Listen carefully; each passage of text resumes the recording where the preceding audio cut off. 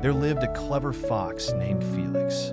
Felix was known in the forest for his sly nature and his bright, bushy tail that shimmered in the sunlight. One sunny afternoon, Felix was wandering through the vineyard when he stumbled upon a beautiful bunch of plump and juicy grapes hanging high above him on a vine. They were the loveliest grapes Felix had ever seen, bursting with a rich purple hue, and their sweet fragrance pulled Felix closer and closer. His mouth watered at the mere thought of biting into the succulent grapes. "Today I'm going to treat myself to a delicious feast," Felix exclaimed, rubbing his paws together excitedly.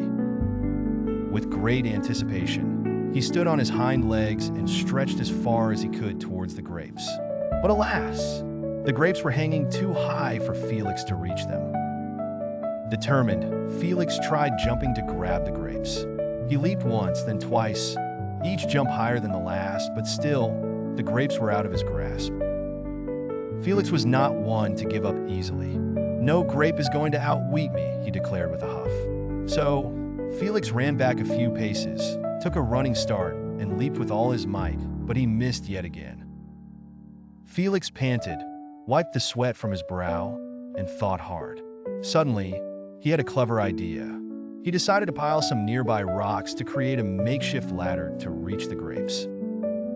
Carefully, he balanced one rock atop another, his bushy tail wagging with excitement.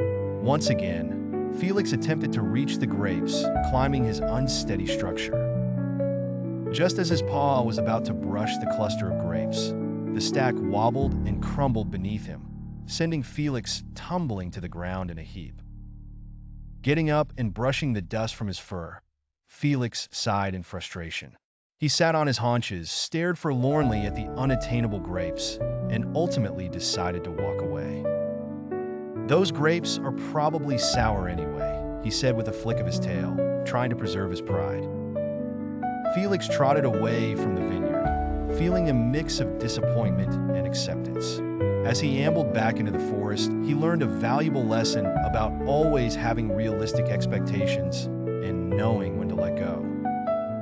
From that day on, Felix the fox became wiser, knowing that not everything that shimmers and shines is worth the chase, especially when it might not taste as sweet as it seems. And so, in the heart of the vineyard, those grapes remained untouched, waiting for someone who could truly appreciate them. And Felix?